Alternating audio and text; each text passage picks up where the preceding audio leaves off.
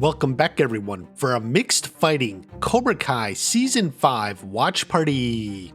As we saw in the trailer, Cobra Kai is booming. New students are enrolling and new schools are opening up. Cobra Kai is everywhere in the valley. So obviously, Terry Silver needs new senseis to teach the classes. That's why he brings in Kim Da-eun and a few others. But what's most important is that two of these senseis aren't your regular Karate Kid black belts from the local school. No, they are straight up UFC champions. I'm referring of course to Tyron Woodley and Thompson. These two are taking Cobra Kai, the dojo, and the show in a completely new direction. The biggest change is to more firmly establish the martial arts consist of more than just punching and kicking. In real fights, oftentimes fancy moves hurt you more than help you. These are some of the lessons that the world has learned in the past 20 plus years of mixed martial arts, led especially by the UFC.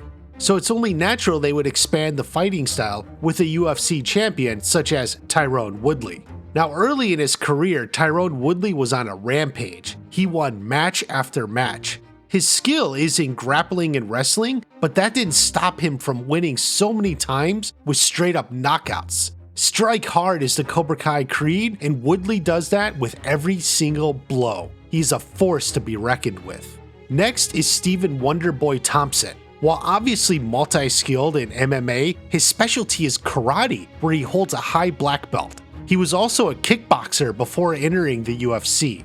His skill and technique is unmatched. He places kicks in real life the way a stunt coordinator would set up a shot in a movie with wires and everything. He's won several fights via knockout.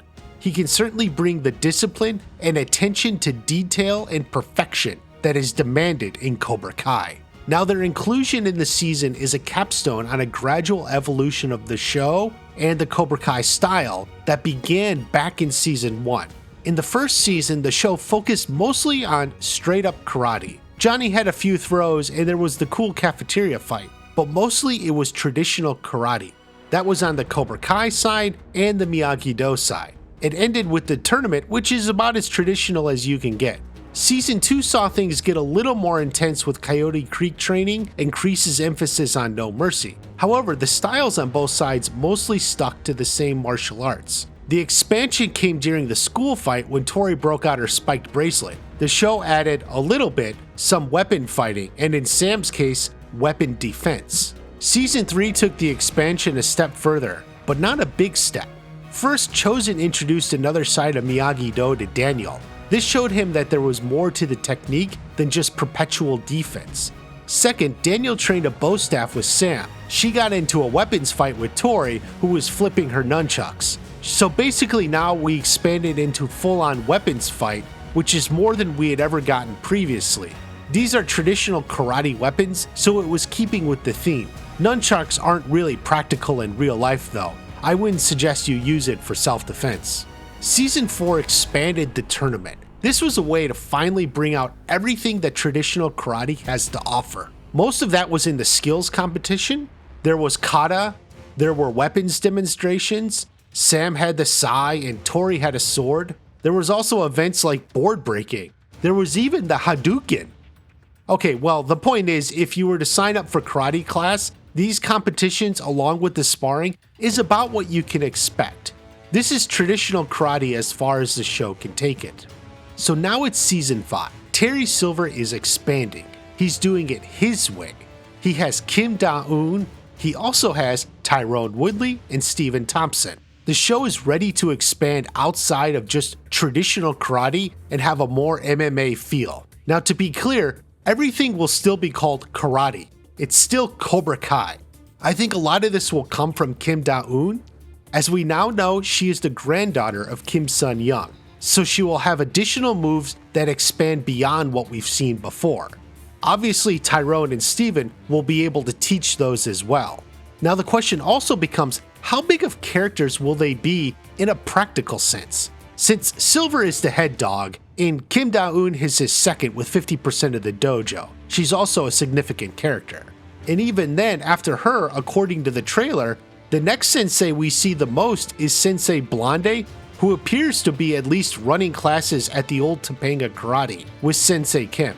that means most of the other senseis could be little more than glorified extras. Now that sucks, as we definitely want a bit more from our UFC champs. However, story purposes will always take precedent. It's hard to justify cramming a bunch of new characters in a show that is already way overpopulated. Plus, to be frank, we know nothing of their acting talent. They could be monsters in the cage, but stick figures on a film set.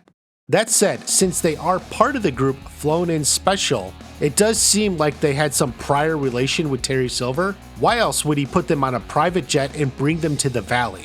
So somewhere along the way, he either taught them or trained with them and knows they have what it takes to teach Cobra Kai. The show may not go too deep into this backstory, again because there's only so much time, but I'm hoping there's at least something a little interesting. Now you can't bring serious champions onto the show and not have them get into a few fights. This will be where the fun begins. We know for a fact Tyron Woodley is in a training fight where it's 2 students against 1 sensei. Tori and Devin fight Kim Da-eun, while Kyler and Kenny are fighting Tyron. From the very small glance we've seen in the trailer, Kyler is out. Yeah, he loses a lot of fights, and against Woodley that makes sense. But we also see Kenny launching over him in a jump kick. While the kick may land, it probably won't take him out. I think Woodley wins this fight, as does Kim Da-eun. We haven't seen any preview of Steve and Thompson fighting, but you can be certain it'll be badass.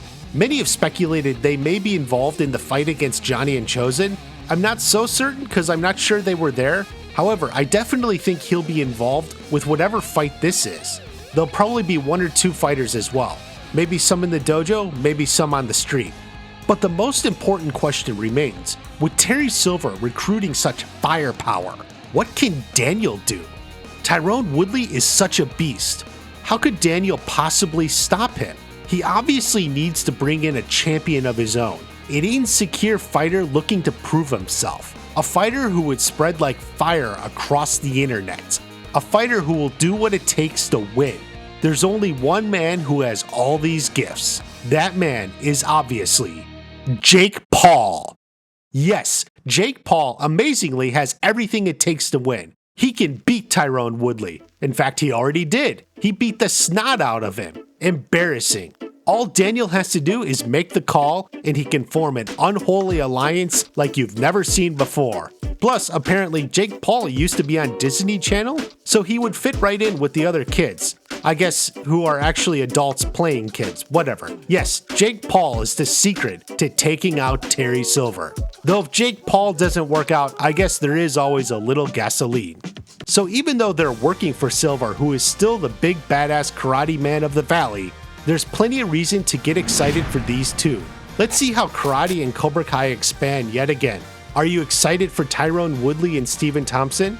After you subscribe, leave a comment and let me know. Have a great day. I'll see you at the next watch party.